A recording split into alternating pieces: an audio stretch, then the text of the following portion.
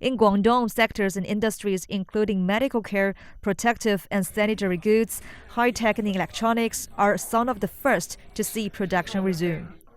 This company was one of China's first developers of the nucleic acid test kit.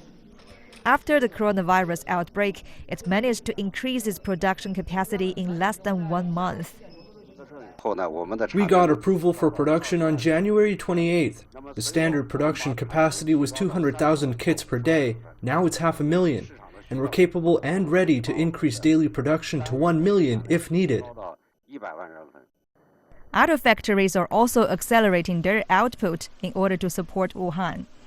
This is one of Guangdong's most renowned manufacturers of home appliances, and more than 80% of their 500-strong workforce is now back at work. The company donated its first batch of microwaves and sterilizers to hospitals in Wuhan. Meanwhile, this factory is providing components for ventilation systems in the 2 Wuhan hospitals that were built within days. We've tried our best in managing this situation, and will reach our full production capacity by the end of February. A shortage of labor is still a problem faced by many companies, mainly due to quarantine measures across China. However, the local government is trying to help. We plan to recruit 700 workers in March, but it's quite difficult given the current situation. The local government is working with their counterparts in nearby provinces to find qualified migrant workers for us. Guangdong's work resumption is seen as a barometer of China's economy.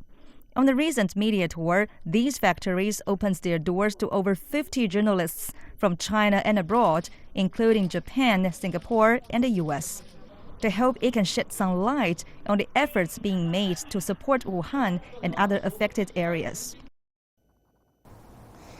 So for anyone that follows China's economy, it's well known that Guangdong's GDP output has been the highest amongst all provinces and regions in China over the past 3 decades.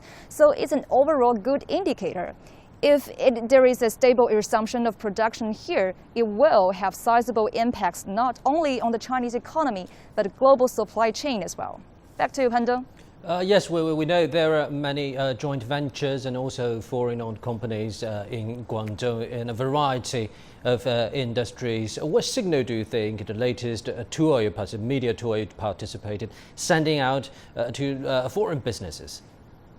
Well, yes, I was on the media tour as well, and it was a 2-day visit organized by the Information Office of Guangdong Provincial Government.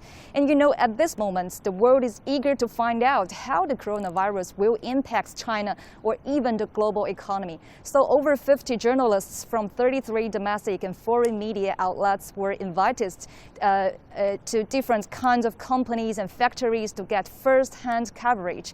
We got to see the different types of precautions being taken to guarantee the safety and health of staff, and what kind of problems enterprises are facing and what kind of solutions they are implementing. One reporter from the U.S. said based on his observations and conversations with workers and managers, he could feel the confidence in Guangdong's manufacturing industry.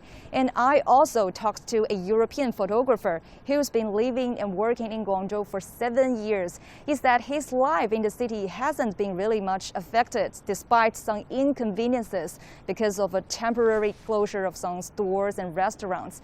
And some people may question whether it is a good time at this moment to organize such a media tour with so many people gathering around. And actually, the organizers did take that into consideration as well. So they took measures like dividing reporters into different shifts for coverage and checking our body temperature each time before entering a new company's premises. And they prepared masks, disinfectants, and other measures as well.